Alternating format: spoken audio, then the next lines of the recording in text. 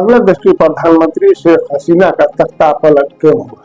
क्या वाकई शेख हसीना तानाशाह बन गई थी या सिर्फ उन पर ये इल्जाम है? कहा तो ये जा रहा था कि शेख हसीना की हुकूमत में बांग्लादेश तरक्की कर रहा है और लोकतंत्र मजबूत हुआ है। फिर अचानक ये क्या हुआ कि शेख हसीना को अपना ही देश छोड़कर भागना पड़ा।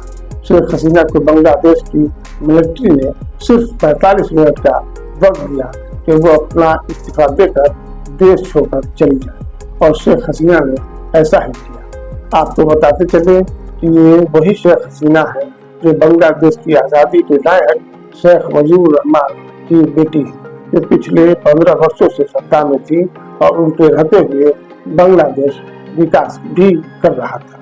तो फिर ऐसा क्या हुआ कि उन्हें देश छोड़कर भागना पड़ा और आज बांग्लादेश में आज़ादी के नायक शेख मुजीबुर रहमान की मूर्तियां तोड़ी जा रही। बांग्लादेश की कहानी कोई नई नहीं, इससे पहले श्रीलंका में भी यही सब हुआ था। सिर्फ सत्ता पक्ष का मुखिया अपनी मनमानी पर उतरता है और जनता की आवाज को सुनने के बजाय उसे दबाने और आवाज लगाने वालों को कुचलना चाहता है। यही होता है। बांग्लादेश में स्टूडेंट ऑर्गेनाइजेशन ने आरक्षण के मुद्दे को लेकर आवाज उठाई और धीरे धीरे उसकी आवाज के पीछे जनता की भी आती चली गई। बांग्लादेश में 30% रिजर्वेशन उन लोगों के लिए रिजर्वेशन है जिन्हें आजादी हासिल करते वक्त मुजीबुर रहमान का समर्थक कहा जाता रहा। हालांकि सुप्रीम कोर्ट ने इस आरक्षण को समाप्त कर दिया, लेकिन तब तक बहुत देर हो चुकी थी और जनता की अब एक ही मांग थी कि शेख हसीना इस्तीफा दे। शुरू में स्टूडेंट के इस विरोध को रोकने के लिए शेख हसीना की ओर से पुलिसिया कार्रवाई भी की गई। इसमें 96 लोगों की जाने गई, जिनमें 13 पुलिसकर्मी भी।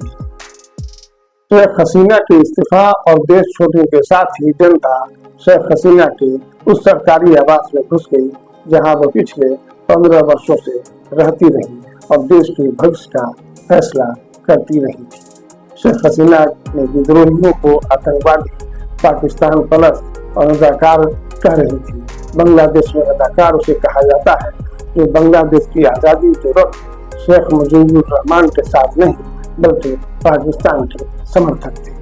बांग्लादेश की ये घटना इतिहास के लिए नई नहीं है, लेकिन जिस प्रकार विद्रोही शेख हसीना के आवास में घुसकर सामान उठा कर ले जा रहे हैं, ये जरूर दर्शाता है कि किसी भी तानाशाह का अंत होता है तो किस कदर भयानक